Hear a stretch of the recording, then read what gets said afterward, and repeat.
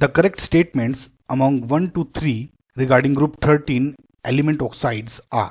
Now guys जो ये तीन ऑप्शंस और आपको करेक्ट क्या है ये बताने इसमें। वैसे तो गाइज इसको करने के बहुत सारे तरीके हो सकते हैं, बहुत सारे वे में आप सोल्व कर सकते हैं, लेकिन मैंने आपको एक टेबल बताई थी गाइज, और मैंने आपको कहा था गाइज डायरेक्ट जो ऑक्साइड्स के क्वेश्चन आ सकते हैं तो आप इसको अगर याद कर लें तो आपको काफी हेल्प मिलेगी, राइट। तो इसमें देख सकते हैं कि ग्रुप जो 1 और 2 है उसमें ज्यादातर क्योंकि मेटल्स होते हैं एंड जो मेटल्स हैं वे हमेशा बेसिक ऑक्साइड्स बनाते हैं, राइट। सो वे दिए हुए हैं और ये ब्लू कलर में बेसिक ऑक्साइड्स हैं। ग्रुप 13 में आप देख सकते हैं बोरोन है जो सिर्फ एसिडिक ऑक्साइड बना रहा है, बाकी का जो एल्यूमिनियम गैलियम इंडियम है ये मेजोरिटी में एम्फोटेरिक ऑक्साइड्स बनाते हैं, एंड थैलियम है जो स्पेसिफिकली बेसिक ऑक्साइड बनाता है, एंड सिमिलरली ये सब बाकी, राइट गाइज। सो या तो आप इसको देख के कि इस टेबल को देख के अगर आपको याद हो जाए कि ग्रुप 1 और 2 में सिर्फ एक्सेप्ट बेरिलियम सारे बेसिक होंगे, लास्ट के जो 16 और 17 ग्रुप्स है सारे उसमें एसिडिक ऑक्साइड्स होंगे, एंड जो ये वाले हैं इसमें 2-2 1-2-2 इस तरह से कुछ ऑर्डर अगर याद कर सकते हैं आप तो बहुत हेल्प मिलेगी। नहीं तो इसका एक तरीका और है गाइज, ये देखिए जो ग्रुप 13 है इसमें जो ये बोरोन है ना गाइज, बोरोन इकलौता नॉन मेटेलिक एलिमेंट है अपने ग्रुप में। ग्रुप 13 का जो इकलौता नॉन मेटेलिक कंपाउंड है बोरोन, तो इसके ये कह सकता हूं क्योंकि बिकॉज ये नॉन मेटल है and non metal always form acidic oxides. Metal हमेशा बेसिक ऑक्साइड बनाते हैं एंड जो नॉन मेटल है एसिडिक ऑक्साइड बनाते हैं। सो मैं ये देख सकता हूँ गाइस जैसे आप ऊपर से नीचे जाते हो तो जो बेसिक कैरेक्टर है ऑक्साइड्स का वो इंक्रीज होता है ऊपर से नीचे, समझ में आपको। सो जैसे पहले वाला क्या है आपका नॉन मेटल है तो ये क्या बनाएगा आपका एसिडिक ऑक्साइड। सो धीरे धीरे जब फाइनल आप देखेंगे तो फाइनल बेसिक ऑक्साइड बनाने लगा, समझ में आपको। तो इस तरह से आप एक तो याद रख सकते हैं कि बोरोन ट्राईऑक्साइड क्या हो गया acidic, oxides of aluminium gallium क्या हो गए amphoteric, and oxides of indium and thallium are basic. Now guys देखिए इसमें कैच है, हालांकि जो इंडियम है वो एम्फोटेरिक ऑक्साइड ही बनाता है अगर आप नॉर्मली क्वेश्चन पूछेंगे, लेकिन क्योंकि बहुत सारे सोर्सेज में ये करेक्ट स्टेटमेंट माना गया है तो इसका रीजन ये हो सकता है गाइज, मैं इसलिए बोल रहा हूँ गाइज आपको क्योंकि हर एंगल का पता होना चाहिए। देखिए गाइज ग्रुप जो 13 एलिमेंट्स हैं except boron and aluminium, boron and aluminium के अलावा बाकी के जो एलिमेंट्स हैं वे 2 ऑक्सीडेशन स्टेट दिखाते हैं, जैसे boron aluminium gallium indium and thallium है, राइट। तो इसमें आप ये देखेंगे कि क्योंकि ग्रुप 13 में है तो ये सब के सब +3 ऑक्साइड स्टेट तो दिखाते हैं। तो इसमें क्या होता है, इस पे एक क्वेश्चन भी है, रीजन क्या है उस क्वेश्चन में एक्सप्लेन करूंगा। तो अब ये देखिए boron and aluminium +3 oxidation state दिखाते हैं, बाकी के दो जो गैलियम एंड इंडियम है +3 और +1 ऑक्सीडेशन स्टेट दिखाते हैं। तो इसमें क्या करते हैं जो ये ऑक्सीडेशन स्टेट होते हैं नॉर्मली उसमें -2 कर देते हैं आप, राइट। सो सिमिलरली जैसे कार्बन +4 रहता है -2 तो +2 भी दिखा सकता है, वो मैंने नीट की वीडियो में एक्सप्लेन करा है आप उससे देख सकते हैं। सो +3 एंड +1 2 दिखाते हैं, लेकिन गैलियम एंड इंडियम के केस में जो +3 ऑक्सीडेशन स्टेट है is more stable then +1 oxidation state. या ये कह सकता हूं कि जो +3 ऑक्सीडेशन के जो कंपाउंड्स हैं वे ज्यादा क्वांटिटी में एग्जिस्ट करते हैं, स्टेबल हैं +1 के कम, और जो थैलियम है इसमें जो +1 ऑक्सीडेशन स्टेट का कंपाउंड है वो ज्यादा स्टेबल होता है देन +3 ऑक्सीडेशन स्टेट। सो इस केस में मैं इसलिए कह सकता हूं क्योंकि जो इंडियम है गाइज आप देख सकते हैं +3 और +1 2 ऑक्सीडेशन स्टेट दिखा रहा है, इसका मतलब ये 2 ऑक्साइड बनाएगा In2O एंड In2O3, समझ में।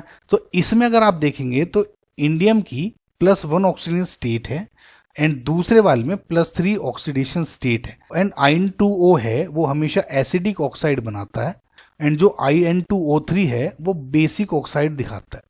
तो मैं ये मान सकता हूं कि 2 रीजन हो सकते हैं इसमें बेसिक वाला जो ट्रू माना गया है स्टेटमेंट कि क्योंकि यहाँ बोरोन ट्राईऑक्साइड का है तो मैं ये कह सकता हूं कि +3 ऑक्सीडेशन स्टेट को ही माना गया है, या मैं ये कह सकता हूं कि जो +3 ऑक्सीडेशन स्टेट ज्यादा स्टेबल है तो इसको माना गया है कि जो In2O3 को इन्होंने बेसिकली कंसिडरेशन में ले लिया है। तो जो ऑक्साइड है In2O3 का वो बेसिक नेचर का है और ये वाला एसिडिक। सो गाइज अभी आपको कंसेप्ट पता लग गया है तो इस तरह से आप एज्यूम करके चलें कि ये हो सकता है। ठीक है, तो फिलहाल पहला तो सही है, एसिडिक ऑक्साइड है, मेटेलिक नॉन मेटल है। दूसरा भी सही है, एल्यूमिनियम गैलियम एम्फोटेरिक के हैं, ये बता दिया आपको। And in indium and thallium में क्या हो गया, बेसिक ऑक्साइड्स हो गए, यानी ए ऑप्शन आपका सही हो गया। 1, 2 एंड 3 रीजन समझ में आया। दो तरीके से, या तो आप इस टेबल को याद कर लें, या फिर जो मैंने आपको बताया डाउन द ग्रुप जो बेसिक कैरेक्टर है ऑक्साइड्स का वो इंक्रीज होता है। समझ में आपको गाइज। नेक्स्ट क्वेश्चन देखते हैं। Diborane B2H6 reacts independently with O2 and H2O to produce। Basically इस क्वेश्चन में दो रिएक्शन के बारे में पूछा गया है और बहुत ही अच्छा क्वेश्चन है गाइज। दोनों की अलग अलग रिएक्शन कराई है और उनमें प्रोडक्ट पूछे हैं बेसिकली। नो गाइज, आपको मैं कुछ ऐसे पॉइंट्स बताऊंगा, आपको इनसे अलग भी कुछ और पूछ लिया जाएगा ना डाइबोरेन की रिएक्शन में, तो आप कभी भी कोई क्वेश्चन मिस नहीं करेंगे। सबसे पहले हम देखते हैं कि B2H6 की जब ऑक्सीजन के साथ रिएक्शन कराएं।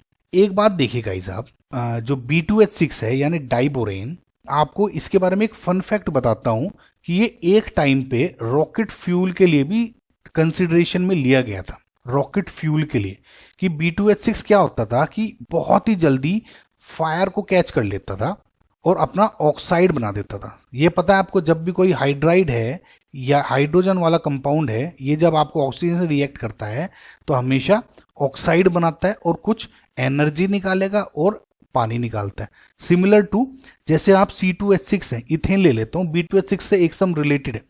तो जब आप इसका ऑक्सीजन रिएक्शन करते हैं, सबको पता है कि कार्बन का ऑक्साइड बनता है। कार्बन का ऑक्साइड क्या होता है, CO2। समझ में, साथ में वाटर निकलता है H2O एंड बराबर में बहुत सारी एनर्जी इज रिलीज्ड। समझ में, सेम केस इसमें है, ये भी एक फ्यूल की तरह यूज किया जाता है। और मैंने आपको बताया कि जो B2H6 है एक टाइम पे रॉकेट फ्यूल के लिए भी कंसिडरेशन में लिया गया था। कुछ इसमें दिक्कतें थी इसलिए अब इसको कंसिडर नहीं करते, लेकिन आपको ये याद रह जाएगा डाइबोरेन क्योंकि रॉकेट फ्यूल के लिए हुआ था। रॉकेट फ्यूल है तो ऑक्साइड बनाएगा। ऑक्साइड क्या होगा B2 का, B2O3। हमेशा वाटर निकलेगा एंड कुछ एनर्जी निकलेगी। आप ऐसे कंपेयर कर सकते हैं दोनों को। बैलेंस आप खुद कर लीजिएगा, बैलेंस में टाइम वेस्ट नहीं करेंगे। समझना, आपको बैलेंसिंग की अगर आपको दिक्कत आती है तो मैंने उसमें एक ट्रिक वीडियो बनाई हुई है, लिंक आपको डिस्क्रिप्शन में मिल जाएगा। ओके गाइस, समझ में आपको। सो इसका मतलब पहला तो क्या हो गया, B2O3 वाला सही है, यानी सी ऑप्शन कट गया एंड डी ऑप्शन कट गया। नाउ दूसरा क्या है, जब B2H6 को H2O के साथ रिएक्शन कराई। नाउ इसके लिए गाइज मैं आपको 3 रिएक्शन प्रोफाइल बताता हूं B2H6 के। वी नो कि जो B2H6 है उसका कुछ स्ट्रक्चर ऐसे होता है जहां पे ये जो बॉन्ड है ये बनाना बॉन्ड होता है, या जिसको आप बोलते हैं 3 सेंटर 2 इलेक्ट्रॉन बॉन्ड। क्यों, क्योंकि इसमें इस बॉन्ड में तो इलेक्ट्रॉन है, ये बॉन्ड खाली है, इसमें कोई इलेक्ट्रॉन नहीं है। सिमिलरली इसमें और इसमें देखेंगे, इस बॉन्ड में तो इलेक्ट्रॉन है, ये बॉन्ड खाली है। 3 सेंटर का मतलब कि 3 एटम्स 2 इलेक्ट्रॉन, 3 एटम सिर्फ 2 इलेक्ट्रॉन को शेयर कर रहे हैं और इसको आप क्या बोलते हैं, बनाना बॉन्ड। इसके बारे में हम अभी आगे और पढ़ेंगे, फिलहाल इसमें देखते हैं रिएक्शन प्रोफाइल। देखिए 3 केसेस बनते हैं, केस 1, केस 2 एंड केस 3। इनसे रिलेटेड ही आपको जब भी कोई क्वेश्चन पूछा जाएगा ज्यादातर इन्हीं पे पूछा जाता है। देखिए केस 1 है जब आपकी जो B2H6 है किसी प्राइमरी अमाइन, सेकेंडरी अमाइन या फिर अमोनिया से रिएक्शन करा रहे हो। दूसरा केस होता है कि जब आप इसकी किसी टर्शरी अमाइन के साथ रिएक्शन करा रहे हो या कार्बन मोनोऑक्साइड के साथ रिएक्शन करा रहे हो, CO। ये इन पे ज्यादातर क्वेश्चन पूछे जाते हैं, ठीक है। और तीसरा केस है कि आप या तो HOH यानी वाटर के साथ रिएक्शन करा रहे हैं या फिर ROH, राइट, यानी किसी अल्कोहल के साथ रिएक्शन करा रहे हैं जिसमें OH एंड OH बॉन्ड प्रेजेंट है। ये 3 केसेस बनते हैं। अगर आपको इन 3 के जो रिएक्शन हम कैसे करेंगे वो याद हो गई आपको, बहुत ईजी हो जाएगा। अब देखिएगा केस 1 जो होगी इसमें जो बॉन्ड होगा ये वाला टूटेगा इस तरह से। जो केस 2 है इसमें जो आपका बॉन्ड टूटता है वो ये वाला टूटता है, समझना। एंड जो केस 3 है इसमें जो आपकी रिएक्शंस होती हैं वो BH3 को अलग से मान के होती हैं, अलग अलग मान लिया मैंने BH3 को। ये आप या तो ट्रिक मान ले, इसकी मैकेनिज्म गाइज इनकी मैंने बहुत ढूंढने की कोशिश करी है, प्रॉपर मैकेनिज्म नहीं मिली, इसलिए मैं आपको सिर्फ मेथड बता रहा हूं। आपको मेथड पे क्वेश्चंस पूछे गए, नो पहला है जब प्राइमरी सेकेंडरी या NH3 के साथ रिएक्शन हो रही है और ये वाला बॉन्ड ब्रेक हो जाता है। जब मैं ये वाला बॉन्ड ब्रेक करूंगा B2H6 तो 2 NH3 यूज होंगे, तो एक तो बन जाएगा ये BH4 एंड प्लस में आ जाएगा आपका BH2 एंड 2 NH3 के मॉलिक्यूल। ठीक है, NH3 ट्वाइस। आपको अभी कंफ्यूजन लग रहा होगा, लेकिन अभी देखिए ये जब बॉन्ड टूटेगा इस केस में मैंने आपको बताया था तो 2 NH3 इस पे अटैक करते हैं। आप इसको ऐसे याद करिए, जब प्राइमरी सेकेंडरी या जो अमोनिया है इनके रिएक्ट करते हैं तो ये जो इनके मॉलिक्यूल्स हैं दो, ये एक ही बोरोन पे अटैक करते हैं जिससे ये बॉन्ड ब्रेक हो जाएगा और ये दो अलग कंपाउंड बन जाते हैं। ठीक है, दूसरा केस बताया मैंने प्राइमरी अमाइन या CO का। प्राइमरी अमाइन जैसे R3N या CO, जब ये अटैक करते हैं और ये वाला बॉन्ड ब्रेक होगा, अब क्या होगा देखिए, मैं अब B2H6 को इसमें ऐसे माने कि BH3 एक बॉन्ड BH3 और ये बॉन्ड ब्रेक हो रहा है, इस तरह मान सकता हूं। तो अब क्या होगा, यही BH3 इसको आप B2H6 भी मान ले, समझ रहे? तो जब ये होगा तो ये बॉन्ड ब्रेक हुआ, R3N 2 मोल लिए मैंने, तो एक BH3.R3N ये बन गया प्लस दूसरा BH3 R3N ये बन गया। तो ये बेसिकली कोऑर्डिनेशन बॉन्ड है जिसमें R3N इलेक्ट्रॉन डोनेट कर रहा है BH3 को, बीइंग क्योंकि BH3 एक लुईस एसिड है। ठीक है, ऐसे इलेक्ट्रॉन डोनेट कर रहा है, समझ में आपको? सिमिलरली अगर यहाँ CO होता तो यहाँ पर क्या बन जाता, BH3 सिंगल बॉन्ड BH3, ये बॉन्ड ब्रेक कर दें, BH3 के साथ CO जोड़ दें, ऐसे BH3 के साथ दूसरे को CO जोड़ दें, यानी 2 मोल बन गए। आई होप गाइज आपको ये वाली रिएक्शन समझ में आएगी। अब जो ये वाला केस है मैंने आपको बताया था, इसमें अलग मान के चले BH3 अलग, तो इसमें क्या होता है देखिए गाइज, BH3 को आपने अलग मान लिया दोनों को, मैं एक ट्रिक की तरह बता रहा हूं आपको। तो आप इसको ऐसे मान के चलें कि जो H2O है 3 मोल HOH इसके साथ एंड 3 इसके साथ HOH HOH एंड HOH। आप ये मान के चलिए जब भी डाइबोरेन H2O के साथ रिएक्शन करेगा तो हमेशा H2 is released, H2 gas release होते हैं। तो ये H2 निकल गया, ये H2 निकल गया एंड ये H2 निकल गया। सिमिलरली इसमें ये H2 निकल गया, ये वाला H2 निकल गया एंड ये वाला H2 निकल गया। तो बचा क्या इसमें, अब देखिए इधर है ये वाला B, ये वाला हो गया OH, ये OH एंड ये OH। सिमिलरली ये वाला भी ऐसा ही बना, 2 मोल हो गए इसके। अगर आप गौर से देखेंगे ये क्या है, H3BO3 यानी बोरिक एसिड। समझ में आपको गाइस मैं क्या कह रहा था? सिमिलरली अगर आप ROH के साथ रिएक्शन करते हो तो ROH हो जाएगा, ये ROH हो जाएगा, ये ROH हो जाएगा एंड ये ROH। सिमिलरली सारे, तो यहाँ पे OH के बजाय OR R यहाँ पे क्या एल्काइल ग्रुप हो सकता है कुछ। तो सारे के सारे प्रोफाइल समझ में आ गए आपको? अच्छा एक बात और देखिए, जब भी आप अमोनिया के साथ रिएक्शन करते हैं और ये वाला जो मिक्सचर बना, इस मिक्सचर को अगर आप हीट कर दें इस मिक्सचर को, तो आपको इनऑर्गेनिक बेंजीन बन जाती है। ये एक एक्स्ट्रा पॉइंट बता रहा हूँ आपको कभी काम आ जाएगा। इनऑर्गेनिक बेंजीन बनती है। इनऑर्गेनिक बेंजीन का स्ट्रक्चर क्या होता है, B3N3H6, इसको आप बोरेजाइन भी बोलते हैं। इनऑर्गेनिक बेंजीन इसलिए बोलते हैं क्योंकि जो इसका स्ट्रक्चर है ये बहुत ज्यादा बेंजीन है उसकी तरह होता है। देखिए B3N3H6 का जो स्ट्रक्चर है वो ये होगा, B3N3, समझा? सबको ऐसे जोड़ दें और H6। अब आप कहेंगे कि बिल्कुल डबल बॉन्ड कहाँ है जो बेंजीन में होता है, वो इस तरह है। देखिए जो N पे लोन पेयर्स हैं वे क्या करेंगे, डोनेट हो जाते हैं इस तरह से। तो जो आपका इनऑर्गेनिक बेंजीन का स्ट्रक्चर बन जाएगा कुछ इस तरह से बनता है, N B B, ये डबल बॉन्ड, ये single bond double bond, single bond double bond, single bond. ठीक है, सबके ऊपर H, एंड क्योंकि इसने डोनेट किया, जो जहां से डोनेट होता है वहां प्लस साइन आ जाता है एंड जहां पे हुआ वहां नेगेटिव साइन होता है। सिमिलरली यहाँ पर एंड यहाँ पर। और ये क्या हो गया, इनऑर्गेनिक बेंजीन का स्ट्रक्चर। आई होप गाइज आपको समझ में आएगा, ये पूरी खिचड़ी थोड़ी समझ में आई होगी। आप इसको दोबारा देखें सारे स्ट्रक्चर को, ठीक है? प्राइमरी अमाइन, सेकेंडरी NH3 का आपको समझ में आएगा। इन पे क्वेश्चंस पूछे गए गाइज, तो अब मैं आगे आपको डायरेक्ट करा दूंगा इस पे, है ना। Rn tertiary amine and carbon monoxide का आ गया होगा आपको समझ में, and similarly H2 and ROH। Okay guys, so इसमें क्या हो गया, B2H6 ने जब H2O के साथ रिएक्शन किया तो आपका क्या बना था, H3BO3 प्लस H2। समझ में आपको गाइज, ये एक्सप्लेन कर चुका हूं मैं अब तक, बैलेंस कर लीजिएगा आप, ठीक है। सो ऑप्शन क्या आपका सही हो गया, option A, right guys. So next question देखते हैं। The relative stability of +1 oxygen state of group 13 elements follows the order.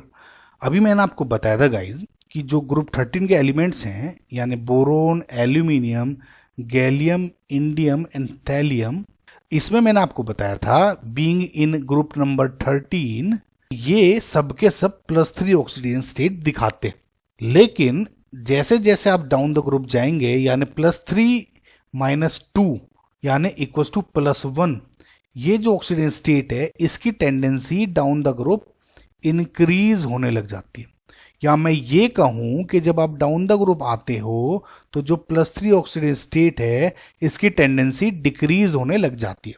आपको मैंने अभी ये भी बताया था कि जो बोरोन एंड एल्यूमिनियम है ये +3 ऑक्सीजन स्टेट दिखाते हैं, गैलियम एंड इंडियम है ये +3 एंड +1 दोनों दिखाते हैं, लेकिन +3 ज्यादा स्टेबल है देन +1, एंड जो थैलियम है ये +1 के मेजर +1 दिखाता है और +3 इसमें थोड़ी कम स्टेबल है, +1 ग्रेटर एंड +3 ज्यादा स्टेबल।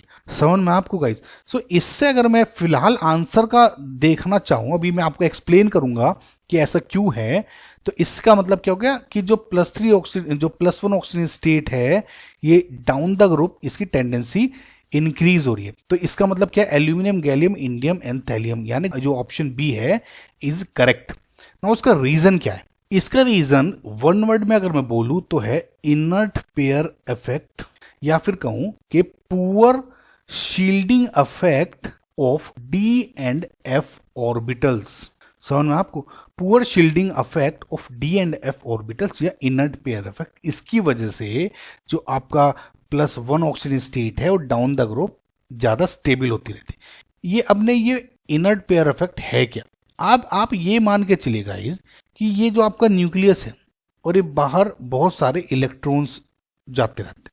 अब आप ये मान के चलिए कि ये फॉर एग्जांपल NS2 इलेक्ट्रॉन्स है, समझना आपको, एंड ये वाले जो इलेक्ट्रॉन्स है इसमें NP वाले इलेक्ट्रॉन्स है, NP1। NS2 एंड NP1 में इसलिए कह रहा हूं क्योंकि यहाँ पे NS2 एंड NP1 वाला जो वैलेंस शेल का कॉन्फ़िगरेशन है।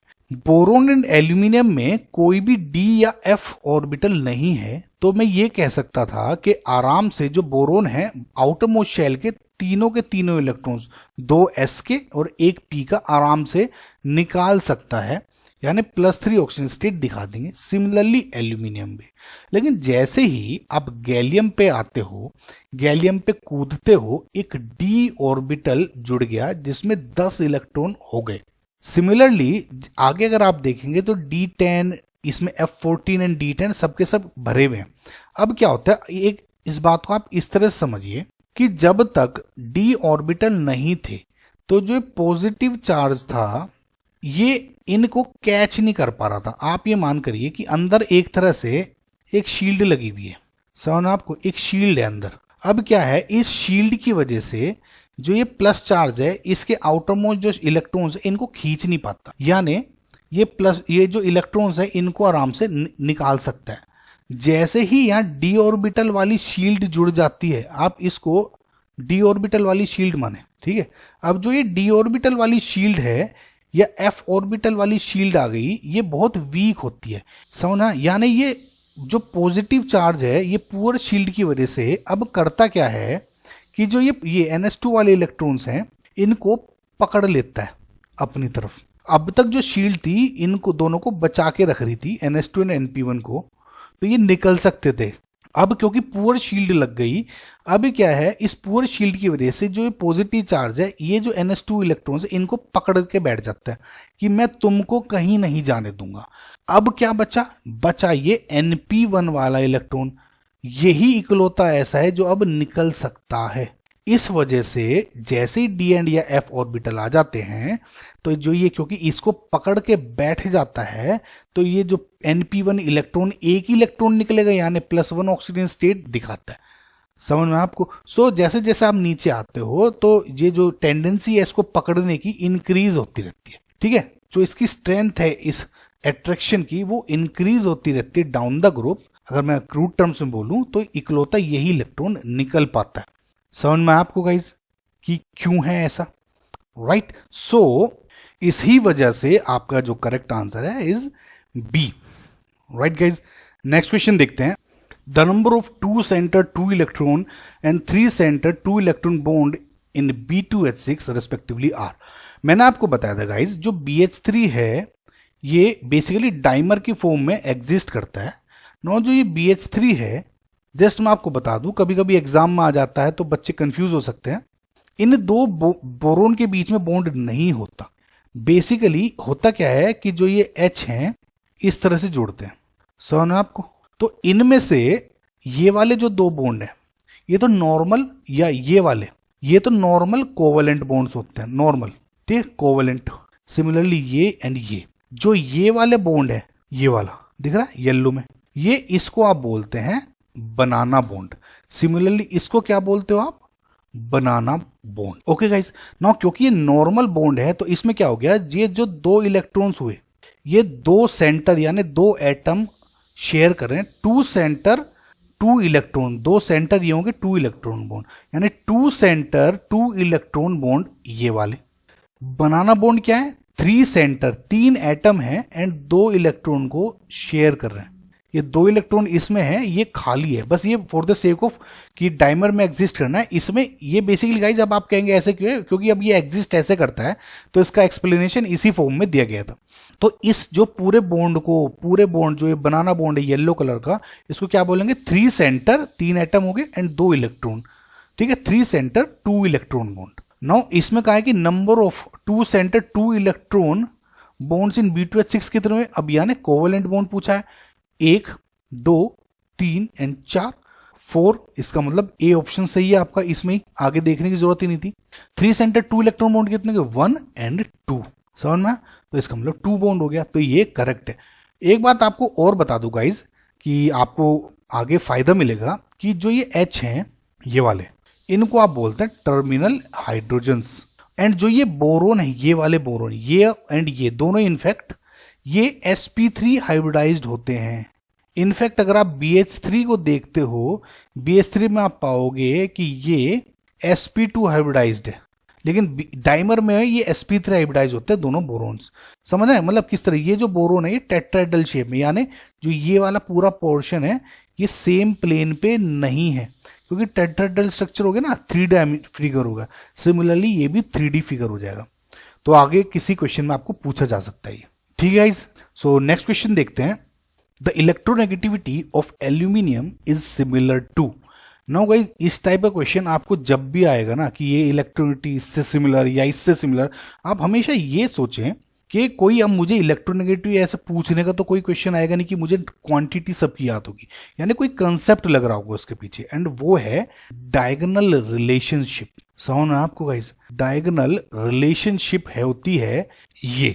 इसमें आप देखेंगे गाइज जो पीरियड 2 एंड पीरियड 3 है, यानी आप ये मान के चलिए जो एटॉमिक नंबर 20 तक अप टू एटॉमिक नंबर 20 जो एलिमेंट्स हैं पीरियड 2 एंड पीरियड 3 के, इनमें कुछ सिमिलैरिटी होती है डायगनली, यानी लिथियम की मैग्नीशियम के साथ। इनफैक्ट लिथियम एंड मैग्नीशियम की लिंक डायगोनल रिलेशनशिप पे एक बहुत ही अच्छा क्वेश्चन आया था एस ब्लॉक में, वो मैंने पढ़ाया हुआ है, वो सब देखिएगा इस ब्लॉक की वीडियो को, प्रीवियस ईयर की। सो ये जो रिलेशन है सिमिलरली बेरिलियम एल्यूमिनियम का, ये देखिएगा इस 2 एंड 13 है आप, है ना। Similarly boron and silicon and carbon and phosphorus, ये जो प्रॉपर्टीज हैं ये सिमिलर प्रॉपर्टीज दिखाते हैं, इसको आप बोलते हैं डायगोनल रिलेशनशिप। ये बात जरूर ध्यान रखिएगा, ये इस साइड में है, लिथियम का मैग्नीशियम के साथ है, बेरिलियम का एल्यूमिनियम के साथ है। ऐसे नहीं है कि बेरिलियम आप सोडियम मान ले, बोरोन या मैग्नीशियम मान ले, कार्बन का एल्यूमिनियम, ऐसे नहीं होती, सिर्फ इसी तरह डायरेक्शन में। ना ये डायगोनल रिलेशनशिप है क्या, बेसिकली कुछ जैसे प्रॉपर्टीज होती हैं केमिकल या फिजिकल प्रॉपर्टीज सेम है, एंड इसके रीजन होते हैं। अगर आपसे कोई पूछेगा कि इन जो एलिमेंट्स हैं इनकी जो इलेक्ट्रोनेगेटिविटी है वो लगभग लगभग सिमिलर होती है, इनकी जो आयोनिक या फिर एटॉमिक रेडियाई होती है वो भी सिमिलर होती है, या कहूं तो इनके जो आयंस हैं, जो इनके आयंस बनेंगे, इनकी आयंस की पोलराइजिंग पावर भी सिमिलर होती है, या मैं कहूं तो जो इनका इन एलिमेंट्स का जो इफेक्टिव न्यूक्लियर चार्ज होता है वो भी लगभग सिमिलर होता है। ये बहुत सारे रीजंस हैं जिनकी वजह से डायगोनल रिलेशनशिप दिखती है और इनकी कॉमन प्रॉपर्टीज दिखती है। यानी जैसे लिथियम है, ये अपने पूरे ग्रुप में डिफरेंट है, एक तरह का डिफरेंट प्रॉपर्टीज दिखाता है बहुत सारी। मैग्नीशियम से ज्यादा रिलेशनशिप दिखता है बाकायदा अपने बाकी के ग्रुप के एलिमेंट से, ठीक है। और इनके यही रीजन है, electronegativity, ionic atomic radii, polarizing power, effective nuclear charge. अब इसमें पूछा है इलेक्ट्रोनेगेटिविटी, तो आप क्या कहेंगे, एल्यूमिनियम का है बेरिलियम के साथ, यानी सी ऑप्शन इज करेक्ट। अब इसमें इलेक्ट्रोनेगेटिविटी के बजाय आपको आयनिक एटॉमिक रेडिया पूछ सकते थे, या पोलराइजिंग पावर पूछ सकते थे, या फिर इफेक्टिव न्यूक्लियर चार्ज पूछ सकते थे, समझना। तो आपको सेम आंसर ही आता, राइट। सो नेक्स्ट क्वेश्चन देखते हैं। Aluminium is usually found in +3 oxygen state, in contrast thallium exist in +1 and +3 oxygen state, is this is due to. अभी आपको सब कुछ एक्सप्लेन कर चुका हूं मैं, इसका रीजन क्या है, इनर्ट पेयर इफेक्ट, समझना आपको कहीं और कोई रीजन नहीं है इसका, ये मैं ऑलरेडी एक्सप्लेन कर चुका हूं। सो नेक्स्ट क्वेश्चन देखते हैं। The increasing order of atomic radii of the following group 13 element is. So guys normally होता क्या है कि जब हम डाउन द ग्रुप जाते हैं तो हम ये देखेंगे कि जो एक जैसे जैसे आप नीचे आ रहे हैं तो एक एक्स्ट्रा शेल ऐड होता जा रहा है, हो रहा है डाउन द ग्रुप, क्योंकि एक एक्स्ट्रा शेल बढ़ता जा रहा है तो नॉर्मली जो आपका एटॉमिक साइज है या कहूं तो एटॉमिक रेडियाई है वो इंक्रीज होती रहती है, समझना। यानी आइडियली बोल रहा हूं गाइज, मतलब कि बोरोन का जो साइज है एल्यूमिनियम से छोटा, एल्यूमिनियम का है गैलियम से, then indium and then thallium. Ideally it should have happen, लेकिन गाइज पूरे पीरियोडिक टेबल में जो आपका ग्रुप 13 है इसमें एक एक्सेप्शन हो जाता है कि जैसे ही आप एल्यूमिनियम से गैलियम की तरफ जंप करते हो, हालांकि एक एक्स्ट्रा शेल ऐड हो जाता है, लेकिन बावजूद इसके जो गैलियम का साइज है वो एल्यूमिनियम से बड़ा होने के बजाय छोटा हो जाता है। मतलब अब जो ये ऑर्डर है वो क्या हो जाएगा, जो गैलियम है वो कूद के इधर आ जाता है, boron then gallium then aluminium और उसके बाद इंडियम एंड टीएल यानी थैलियम, ये वाला ऑर्डर आ जाता है ना। इसका जो रीजन है अगेन वही इनर्ट पेयर इफेक्ट को बोलते हैं। बेसिकली गाइस जैसे मैंने आपको बताया था कि जैसे अब ये गैलियम वाला ग्रुप स्टार्ट होता है तो उसमें जो 3d10 वाले हैं यानी d10 आपका ऑर्बिटल ऐड हो जाता है। d या f के जो शील्डिंग इफेक्ट है वेरी पुअर है, तो मैंने आपको बताया था कि जो एट्रैक्शन है NH2 इलेक्ट्रॉन्स के ऊपर इस पॉजिटिव चार्ज का वो इंक्रीज हो जाता है अट्रैक्शन। इस अट्रैक्शन क्या बोलते हैं आप, एक तरह से Z इफेक्टिव न्यूक्लियर चार्ज। तो जैसे ही ऊपर से नीचे आ रहे हैं इधर तो इफेक्टिव न्यूक्लियर चार्ज है वो बढ़ रहा है, अट्रैक्शन बढ़ रहा है, समझ रहे। अब आप ये मान के चलिए ये एल्यूमिनियम का शेल था, ठीक है। अब गैलियम में क्या हुआ, ये वाला अट्रैक्शन हो गया, आउटर मोस्ट शेल की बात कर रहा हूं। लेकिन इस केस में गैलियम में इसका जेड इफेक्टिव इतना ज्यादा हो जाता है कि जो ये इस शेल को खींच के अपनी तरफ यहां ले आता है, समझना। यानी इफेक्टिव जो रेडियाई है वो डिक्रीज हो जाती है इस पूरे अट्रैक्शन की वजह से, समझना आपको गाइस ये रीजन। तो ये एक एक्सेप्शन हो जाता है इस केस में इफेक्टिव इनर्ट पेयर इफेक्ट। तो इसका मतलब जो आपका करेक्ट आंसर हो जाएगा वो gallium, aluminium, indium and thallium, समझ में आपको गाइस। नाउ सेम के सेम आप इसमें भी देख सकते हो कि डाउन द ग्रुप हालांकि इंक्रीजिंग जो एटॉमिक रेडियस वो इंक्रीज होती है, लेकिन अगर आप इस एल्यूमिनियम को देखेंगे, आई होप आपको ये चमक में आ रहा होगा गाइस, ये 143 दिख रहा है, ये 135 है एटॉमिक रेडियाई, पिकोमीटर्स में दी हुई है एटॉमिक रेडियाई, समझ रहे। और बाकी ये 85 143 देन 135 होगी, अगेन 166। समझ में आया? तो ये जो एक्सेप्शन है वो इसी में है। बाकी के आप सबके एलिमेंट्स अगर आप चेक करेंगे एटॉमिक रेडियाई, कोई सेम ट्रेंड फॉलो कर रहा है कि down the group shell add हो रहा है और एटॉमिक रेडियाई बढ़ रही है। आई होप गाइज आपको समझ में आया होगा। सो नेक्स्ट क्वेश्चन देखते हैं। H3BO3 इज, नाउ ये बताना है गाइज ये किस टाइप का एसिड है। ये बहुत ही इंपॉर्टेंट क्वेश्चन है गाइज, बहुत बार पूछा गया है डिफरेंट एग्जाम्स में। नो बेसिकली इसका क्वेश्चन का मतलब क्या है मैं आपको बताता हूँ। H3BO3 का आपका स्ट्रक्चर होता है कुछ ऐसे, अभी देखा था हमने। तो नॉर्मली जितने ऑक्सीजन के साथ जो ये H जुड़े होते हैं ये जनरली एसिडिक H माने जाते हैं। तो इसके अकॉर्डिंग ये कह सकते हैं कि 3 प्रोटॉन है, तो ideally it should have been a tribasic acid. 3 proton देने चाहिए थे इसको, ठीक। लेकिन जो पाया गया है वो ये है कि ये 3 H नहीं देके बजाय ये सिर्फ और सिर्फ 1 प्रोटॉन रिलीज करता है। इसका मतलब ये एक मोनोबेसिक एसिड है। समझ आपको? नाउ मोनोबेसिक एसिड भी ये तब है जब इसको आप वाटर में डिसोल्व कर देते हो, पानी में डाल देते हो, ठीक है। जब इसको आप पानी में डालते हो तो आपको पता लगेगा कि ये एक मोनोबेसिक एसिड की तरह बिहेव कर रहा है। कैसे, अभी हम देखते हैं।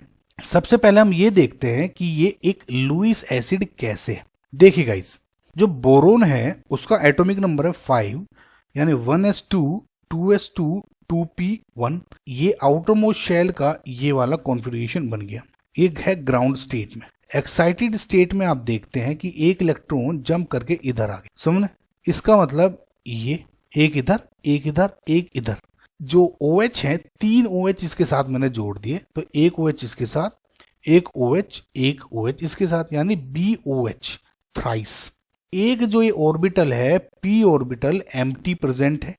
तब क्योंकि एक p ऑर्बिटल एम्प्टी है, ये स्टिल 2 इलेक्ट्रॉन यानी एक लोन पेयर को एक्सेप्ट कर सकता है। इस वजह से तो ये एक लुईस एसिड है, क्योंकि इलेक्ट्रॉन अभी ये एक्सेप्ट कर सकता है। समझ में आपको गाइस? पहली बात तो ये होगी ये लुईस एसिड इसलिए।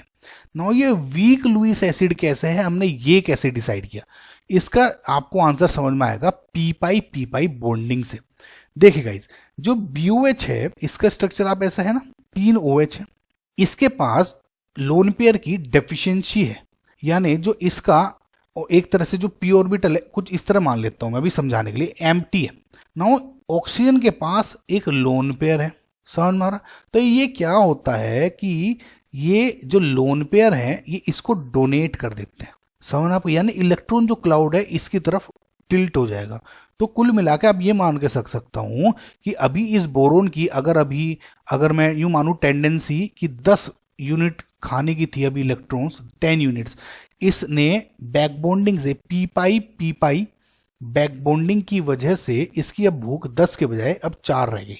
समझना आपको क्यों कह रहा हूं? तो इसलिए ये अब क्योंकि इसकी टेंडेंसी अब कम हो गई, भूख कम हो गई इलेक्ट्रॉन खाने की, इसलिए अब ये क्या कर रहा है, जो वीक लुईस एसिड बन गया। अब एक बात और ध्यान रखिएगा, ये OH पहले इसको दे रहा है, ठीक है।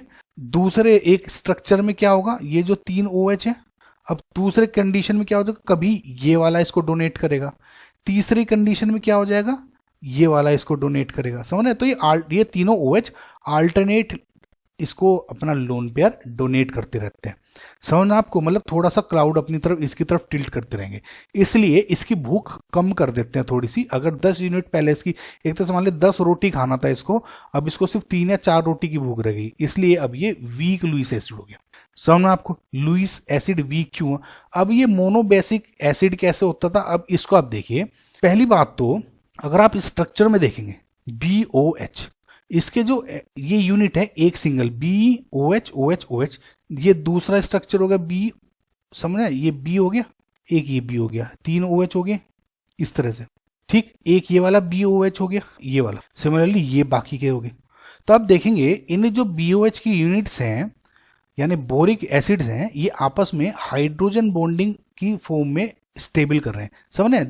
यानी डिफरेंट जो BOH बोरिक एसिड के मॉलिक्यूल्स हैं H3BO3 दूसरे H3BO3 मॉलिक्यूल के साथ हाइड्रोजन बॉन्डिंग में बन रहे हैं, हाइड्रोजन बॉन्डिंग होने की वजह से इंटरमोलिक्यूलर इसकी जो स्टेबिलिटी है बढ़ जाती है। सारे के सारे जो हाइड्रोजन्स हैं वे एंगेज हो गए हाइड्रोजन बॉन्डिंग बनाने में। इसलिए ये जो H हैं, ये 3 जो H कह देते हैं कि हम कि ट्राई बेसिक है, ये नहीं हो पाता। ये 3 H इसलिए डोनेट नहीं होते क्योंकि हाइड्रोजन बॉन्डिंग में एंगेज है। अब क्योंकि तीनों हाइड्रोजन एंगेज हैं तो अब ये एक भी प्रोटॉन कैसे डोनेट कर पाता है, ये हमारा सवाल उठ सकता है।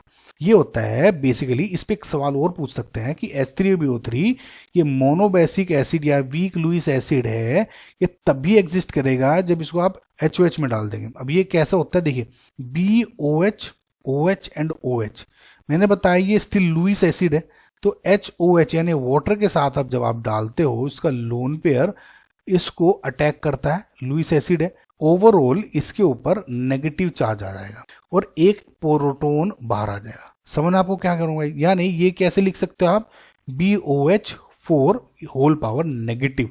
इसका मतलब जब आप इसको डालते हो बोरिक एसिड को वाटर में, एक तो ये और एक ये प्रोटॉन निकाल देता है। इस प्रोटॉन निकालने की वजह से ये एक मोनोबेसिक एसिड बन जाता है।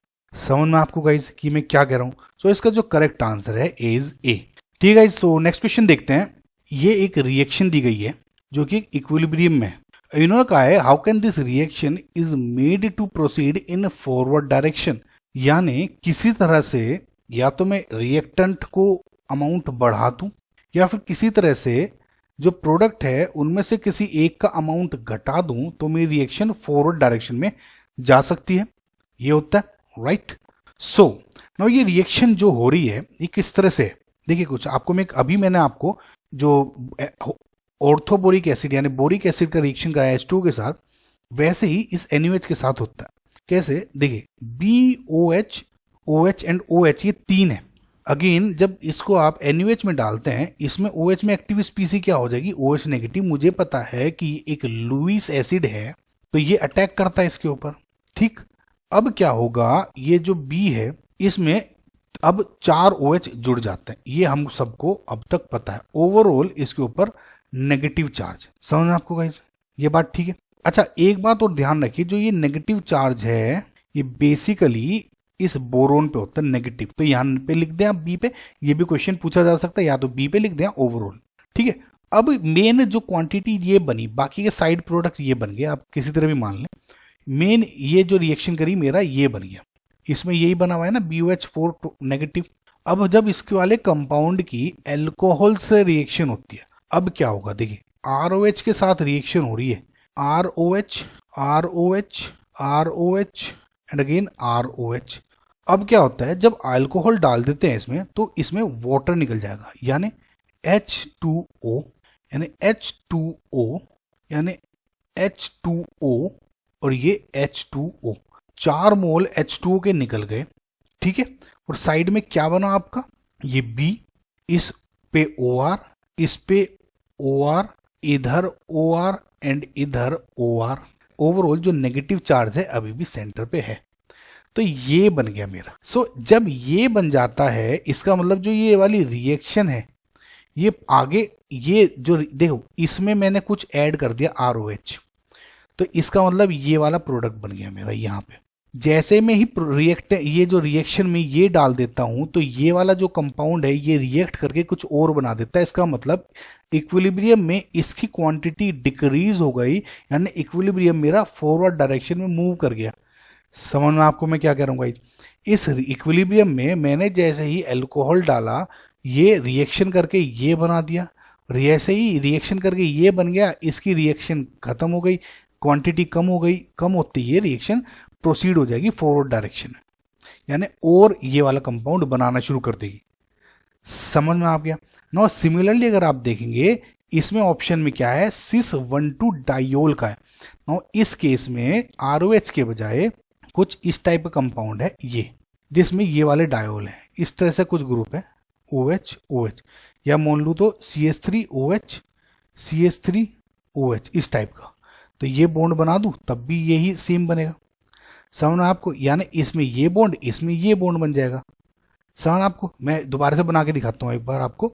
फॉर एग्जाम्पल सिस क्या है, यानी OH जो है दोनों एक ही डायरेक्शन में होने चाहिए, ट्रांस नहीं होने चाहिए, यानी एक यहाँ और एक यहाँ नहीं होने चाहिए, दोनों के दोनों सेम डायरेक्शन में होने चाहिए। सो अब जब आप देखते हैं कि CH3OH CH3OH साथ के रिएक्शन करके आपने ये वाला कंपाउंड बना दिया। इसमें तो इस तरह से पूछा है, डायरेक्ट भी आपकी रिएक्शन दे सकते थे, तो आपको यही कंपाउंड इस तरह के बनाने हैं। बहुत टिपिकल OH डाईओज दे देंगे आपको कंफ्यूज करने के लिए, लेकिन इसी तरह का आपका आंसर बनना है। आई होप गाइज आपको ये सब समझ में आएगा, राइट। सो स्टिल ये बी पे negative charge, so A option हमारा करेक्ट है। सो नेक्स्ट क्वेश्चन देखते हैं।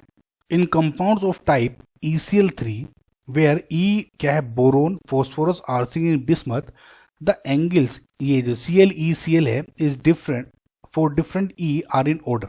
बोरोन है आपका ग्रुप 13 में, एंड जो नाइट्रोजन है वो ग्रुप 15 में है, ठीक है। और इधर क्या है, नाइट्रोजन, फॉस्फोरस, ये जो आर्सेनिक है, बिस्मथ है, ये कि सब के सब सेम ग्रुप में है। समझना?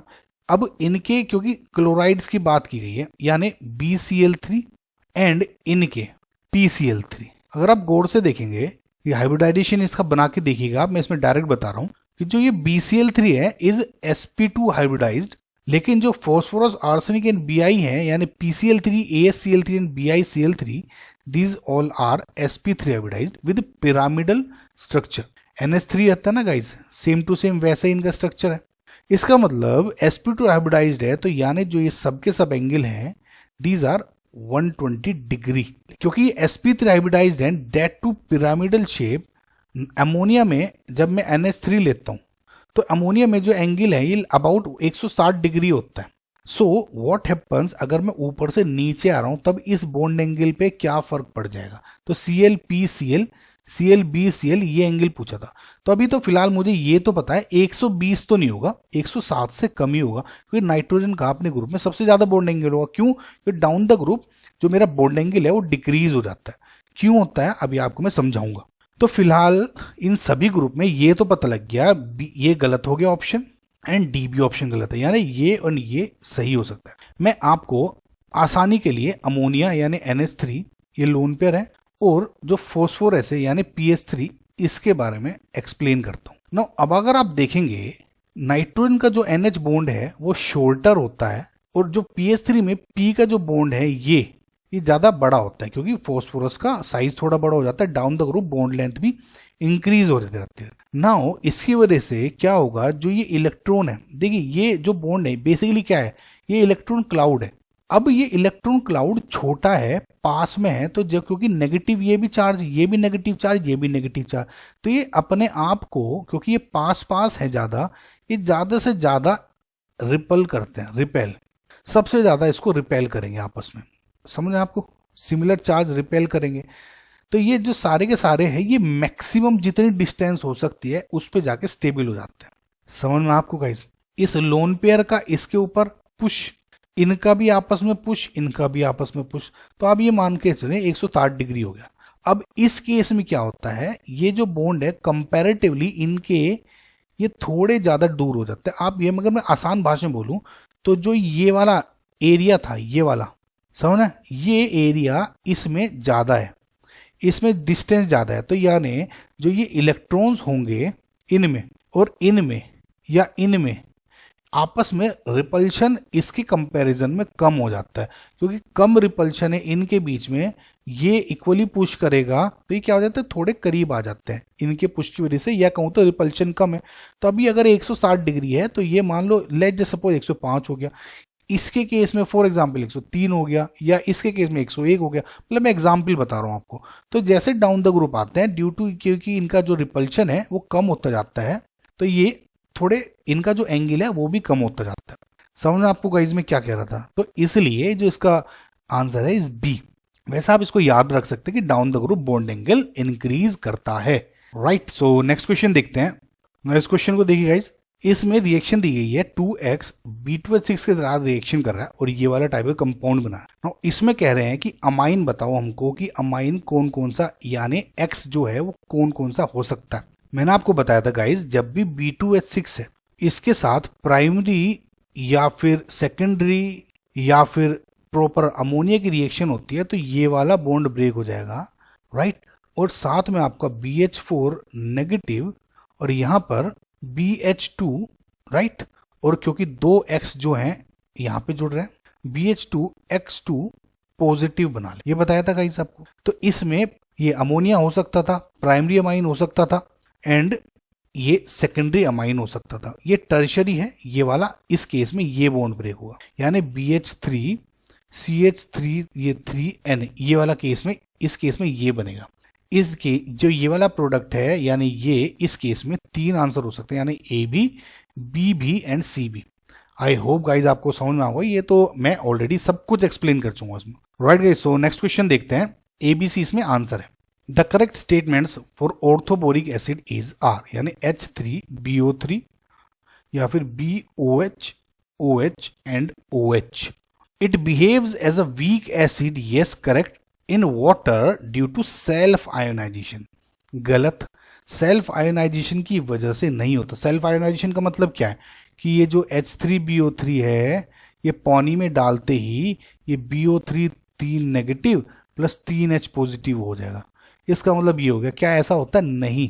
समझ आपको? तो ये गलत आंसर है, ए इज रॉन्ग स्टेटमेंट। दूसरा, acidity of aqueous solution increases upon addition of ethylene glycol. मैंने आपको बताया था H3BO3 है ना, अभी आपको एक्सप्लेन किया था, जब ये aqueous solution for example HOH के साथ रिएक्शन कर रहा है तो ये BOH जुड़ गए इसमें, इस पर नेगेटिव चार्ज हो गया, साथ में आपका प्रोटॉन निकल गया, ये मान ली ये एक्वस सॉल्यूशन हो गया। ये कह रहा है कि जो इसका एसिडिटी है of its aqueous solution increases upon addition of ethylene glycol. अब ये कैसे? सेम ये जो फॉरवर्ड रिएक्शन वाला जो कम है वही है। देखिए ये फिलहाल जो रिएक्शन है ये इक्विलिब्रियम में है, ये मान के चलिए आप, समझ, क्योंकि ये वीक मोनोबेसिक एसिड है ना, वीक है तो ये इक्विलिब्रियम में होगा। अब ये जैसे ही मैं इसको इथाइलिन ग्लाइकोल में डाल देता हूं, इथाइलिन ग्लाइकोल का क्या हो गया? ये स्ट्रक्चर, समझ आपको। इथाइलिन ग्लाइकोल में डालते ही ये वाला इधर OH, इधर OH जुड़ गया, H2O निकल गया, तो यानी मेरा ये वाला कंपाउंड बन गया। हो गया यहाँ पे नेगेटिव चार्ज, ठीक है गाइस, समझ आपको। यहाँ पे H2O निकल गए, कितने? 1 2 3 4। अब ये तो पता लग गया कि मुझे ये बन गया। एसिडिटी क्यों इंक्रीज हुई? बिकॉज अभी हमने समझा था कि जैसे ही इस पे मैंने ये एल्कोहल डाल दिया तो जो ये है इसकी क्वांटिटी डिक्रीज हो गई, ये बन गया इक्विलिब्रियम, फॉरवर्ड डायरेक्शन में मूव हो गया। नाउ ये प्रोटॉन तो अभी प्रेजेंट था और मूव फॉरवर्ड हुआ, यानी ये और बनना शुरू हो गया प्रोटॉन, समझना आपको। जितना ये रिएक्शन होगा, देखिए एक बार ये एक BOH ने ये दिया रिएक्शन करके H आयन हो गया, इक्विलिब्रियम में होगा, ये खत्म कर दिया मैंने। अब क्या हो गया? एक BH और बना दिया, यानी अब 2H आयन हो गए, फिर खत्म हो गया, इसने फिर रिएक्शन करे, अब 3 प्रोटॉन हो गए। और एसिडिटी क्या है कि नंबर ऑफ प्रोटॉन्स आपके सॉल्यूशन में इंक्रीज हो रहे हैं। इसका मतलब जो आपके सॉल्यूशन की एसिडिटी है, एसिडिक स्ट्रेंथ है, इज गेटिंग इंक्रीज्ड। समझ में आपको गाइस की क्या कह रहा था मैं? तो यानी ये करेक्ट आंसर है B। Okay guys, it has a 3 dimensional structure due to hydrogen bonding. अभी आपको मैंने जो स्ट्रक्चर दिखाया था, ये जो BOH है, सिंगल मॉलिक्यूल है जो BOH का, वी नो कि ये sp2 हाइब्रिडाइज्ड है, यानी ये एक प्लेनर स्ट्रक्चर है। नाउ ये सारे के सारे जो डिफरेंट ये एक BOH, ये H3BO3, दूसरा आपका ये H3BO3, राइट। सो तीसरा H3BO3, चौथा H3BO3, जो ये सार आपस में है, ये प्रॉपर, देखिए ये एक प्लेन में है, सेम प्लेन में ये वाला है, उसी प्लेन में ये भी है, उसी प्लेन में ये भी है, तो सारा प्लेनर स्ट्रक्चर है। हाइड्रोजन बॉन्डिंग का मतलब ये नहीं है कि इनका प्लेन डिफरेंट हो गया, हाइड्रोजन बॉन्डिंग है उसी प्लेन में है, और ये सारा का सारा स्ट्रक्चर है, प्लेनर स्ट्रक्चर है, 3D नहीं है।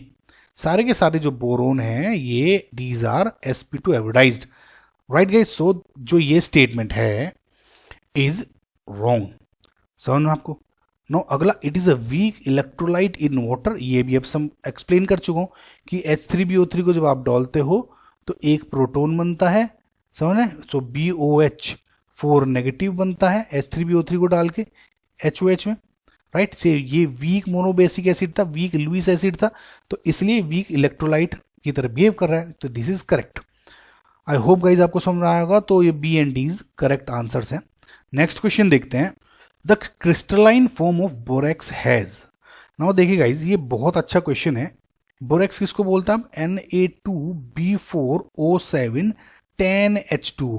समझ ना आपको? तो जो ये जब 10H2O जोड़ देते हैं तो इसको आप बोरेक्स बोलते हैं।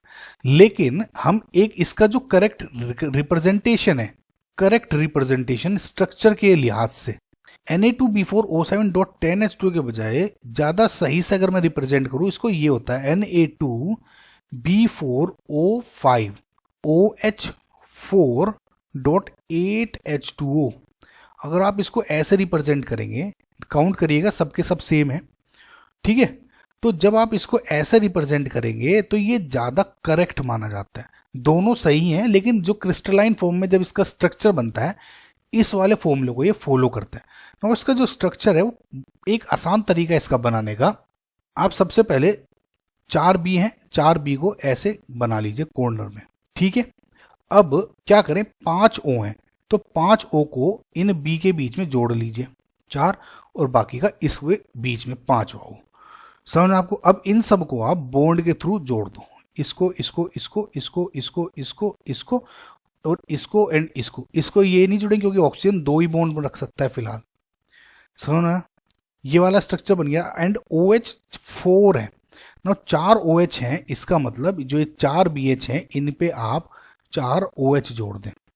समझ में आपको भाई? तो ये जो पूरा स्ट्रक्चर है, अगर आप इसको हटा दे 2 Na को, तो ये B4O5OH4 पूरे पे 2 नेगेटिव चार्ज आ जाता है। समझ ना? तो इसका मतलब जो नेगेटिव चार्ज है हमारा इस केस में, वो इन 4B में से 2B के ऊपर होता है। एक इसके ऊपर मान लेता हूं और इसके ऊपर मान लेता हूं। अगर इसको मानना है इसको, तो इसको मानना पड़ेगा आपको अपोजिट में। तो ये ओवरऑल जो इसके ऊपर है, इसके ऊपर 2 नेगेटिव चार्ज है। समझ रहे? तो 2 Na पॉजिटिव आप बाहर लिख सकते हैं। जो H2O है बेसिकली इनके चारों तरफ मंडराता रहता है H2O। ये जो 8H2O है, 8 H2O इस सर्किल के वो बाहर है, आप ऐसे मान लीजिए। सो समझ में आपको ये पूरा जो स्ट्रक्चर बना लिया, इंटरनल मेन है आपका। इसमें ये पूछा गया है कि जो क्रिस्टलाइन फॉर्म है बोरेक्स, यानी ये जो स्ट्रक्चर है, ये वाली यूनिट है B4O5OH4 2 negative. This is correct. मैंने आपको बताया था जो करेक्ट रिप्रेजेंटेशन है वो ये वाला होता है, ठीक है guys. So A is correct. ये थोड़ा सा आपको याद भी रखना पड़ेगा guys. B all boron atoms in the same plane. जो ये 2 B हैं, दीज आर sp2 हाइब्रिडाइज्ड। जिनके ऊपर नेगेटिव चार्ज नहीं है वे sp2 हाइब्रिडाइज्ड होते हैं, एंड जिनके ऊपर नेगेटिव चार्ज हैं these are sp3 hybridised. sp3 यानी टेट्राहेड्रल हो गया। तो all boron atoms are in same plane, this is wrong. ये और ये सेम प्लेन में, ये और ये बेसिकली टेट्राहेड्रल ज्योमेट्री है, तो इस तरह से अरेंज होंगी, सेम प्लेन में नहीं रह पाती। समझ में आपको गाइस? ठीक, तो ये रॉन्ग हो गया।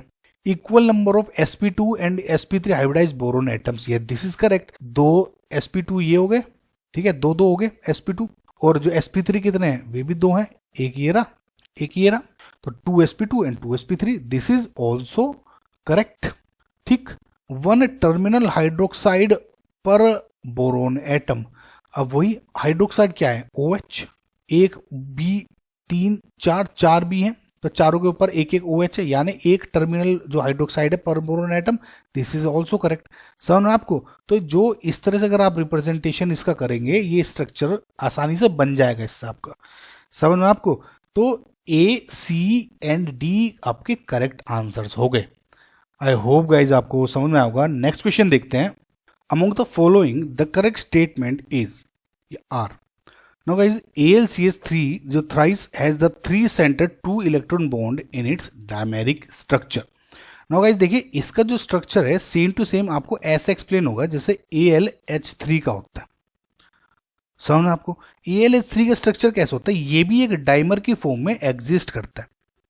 कैसे? अब देखिए, Al 2H यहां, जैसे आप BH3 है ना गाइज, और वो डाइमर होके B2H6 बनाता है, same to same structure AlH3 का बनता है। सर यानी ये H, सिमिलरली ये Al H, यहाँ पे H हो गए, इनमें इलेक्ट्रॉन्स हैं, और जो ये बॉन्ड है ये एम्प्टी बॉन्ड है, आप ये मान के चलिए। इसका मतलब इनमें तो इलेक्ट्रॉन्स हैं, इनमें नहीं। इसका मतलब जो ये वाला बॉन्ड हुआ, अगेन एक बनाना बॉन्ड हो गया, ये भी बनाना बॉन्ड हो गया एंड ये वाला भी एक बनाना बॉन्ड हुआ। इसका मतलब 2 इलेक्ट्रॉन एंड 1 2 3, 1 2 3 सेंटर 2 इलेक्ट्रॉन, समझना, 3 सेंटर 2 इलेक्ट्रॉन। सिमिलरली ये 3 सेंटर 2 इलेक्ट्रॉन बॉन्ड है, ठीक है। तो अब इस केस में आप क्या करें, CH3 को रिप्लेस कर देंगे अगर आप, तो सेम टू सेम CH3, इधर ये CH3, ये इधर CH3, इधर CH3, इधर भी CH3 लिखा है ये, ठीक। तो सेम टू सेम आपका यही स्ट्रक्चर बन गया, यानी AlCH3 has the 3 centre 2 electron bond in its dimeric structure, this is correct. AlH3 का भी याद हो गया, इसका भी आपको याद हो गया होगा, समझना आपको। The Lewis acidity of BCl3 is greater than that of AlCl3। इसका जो आंसर है गाइज, ये एक्सप्लेन होगा आपका बैक बॉन्डिंग से, राइट। जो अभी मैंने आपको एक्सप्लेन किया था ना, पी पाई बैक बॉन्डिंग। अब देखिए, ये भी बी और ये दोनों लुईस एसिड है, यानी दोनों के पास, इस बी के पास भी और इस Al के पास भी एम्प्टी ऑर्बिटल है। डेल पॉजिटिव से रिप्रेजेंट कर देता हूं, दोनों के पास भूख है। अब ये जो Cl हैं, ये जो Cl है, इनके पास लोन पेयर्स हैं। अब ये लोन पेयर्स क्या करते हैं, जैसे इन पे भी 1 बाई 1 एक एक करके इस Al की भूख मिटा देते हैं, यानी इसको डोनेट करेंगे 1 बाई 1। सिमिलरली इसमें भी करते हैं। सपोज इस बोरोन की 10 रोटी की भूख है, इस एल्यूमिनियम की भी 10 रोटी की भूख है। अब आप ये देखिए, जो B है, इसका जो आउटर मोस्ट शेल है, इसमें ये 2p में पड़ता है, 2p ऑर्बिटल में। लेकिन जो Cl है ये 3p ऑर्बिटल में पड़ता है, 3p5, समझना। लेकिन जो इधर Cl है ये अगेन वही 3p ऑर्बिटल, लेकिन जो ये Al है ये 3p ऑर्बिटल में पड़ता है, समझना आपको गाइस। अब देखिए, जो ये 3p है, एक तरह से आप ये मान के चलें कि जो इसका साइज है वो थोड़ा बड़ा हो गया, इस B का थोड़ा छोटा साइज है Mt का, तो जो इफेक्टिव डोनेशन होती है वो थोड़ी कम हो जाती है। इसका मतलब ये जो 10 रोटी की भूख थी, ये मानो इसकी अब 3 रोटी ही खिला पाता है इसको, यानी अभी भी 7 रोटी की भूख रह गई। लेकिन इस केस में क्योंकि ये तीनों दोनों हैं, ये सेम ऑर्बिटल, सेम उस शेल में, यानी 3p का भी 3b का भी सेम साइज है, तो इसकी भूख ये आसानी से मिटा सकता है, समझना आपको। तो यानी अगर इसकी भी 10 रोटी की भूख थी, तो ये इसकी इस केस में जो 3 खिला पा रहा था, इसमें 5 रोटी खिला देता है, यानी अब इसकी सिर्फ 5 रोटी की भूख हुई। रोटी मतलब इलेक्ट्रॉन्स, ब्रेड, ठीक है गाइस। तो इसमें क्योंकि इस केस में AlCl3 के केस में जो p बॉन्डिंग है, इसका वो ग्रेटर है, समझना, एक्सटेंट ज्यादा है देन BCl3 केस में। इस केस में क्या है, p जो बॉन्डिंग है वो ज्यादा है, इस केस से वजह से इसका मतलब ये इफेक्टिव डोनेट नहीं कर पाता, इसकी भूख ज्यादा बच गई, रह गई इसकी भूख, इसका मतलब ये ज्यादा अच्छा लुईस एसिड है, समझना, देन दिस AlCl3। इसका मतलब जो आपका ऑप्शन बी है इज करेक्ट, समझना आपको गाइज। नाउ जो सी ऑप्शन है उसमें क्या है, AlCl3 has 3 centre 2 electron bond in its dimeric structure. देखिए गाइज, AlCl3 का जो स्ट्रक्चर बनता है कुछ ऐसे बनेगा डायमेरिक में, Cl, ये Al है, ये Cl है, ये Cl है, ठीक है। अगेन इस केस में क्या होगा, Al है, Cl है, ये Cl है, ये Cl। अब तक क्या होता था, जो AlH3 केस में ये बनाना बॉन्ड बना लेते थे, ठीक है। लेकिन अब क्या है, Cl के पास लोन पेयर्स है, समझना आपको गाइस, इन Cl के पास लोन पेयर्स है। तो अब क्या है, इसको बनाना बॉन्ड बनाने की जरूरत नहीं, ये डेटिव बॉन्ड हो जाता है, डेटिव बॉन्डिंग है, ये डेटिव बॉन्ड से डोनेट कर देता है। तो जो ये स्ट्रक्चर है, ये देखिए, ये Al पे अभी Mt ऑर्बिटल था, तो ये Cl क्या करता है, अपना इलेक्ट्रॉन डोनेट कर देता है, इस Al का ये Cl डोनेट करता है, ये डायमेरिक स्ट्रक्चर बन जाती है AlCl3 की, समझ में आपको।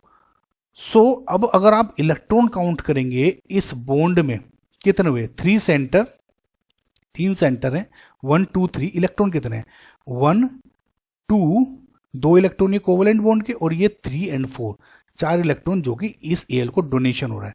तो इसका मतलब जो ये अगर मैं पूरा बॉन्ड बोलूं तो इसको क्या बोलूंगा, 3 सेंटर 4 इलेक्ट्रॉन बॉन्ड, समझ में आया आपका गाइस। सिमिलरली ये वाला भी 3 सेंटर 4 इलेक्ट्रॉन बॉन्ड, ये क्या हो जाएगा, ये सिंपल कोवेलेंट बॉन्ड है, तो 2 सेंटर 2 इलेक्ट्रॉन बॉन्ड, समझना। तो ये क्या है, 3 सेंटर 4 इलेक्ट्रॉन बॉन्ड, इसका मतलब ये दिस इज रॉन्ग।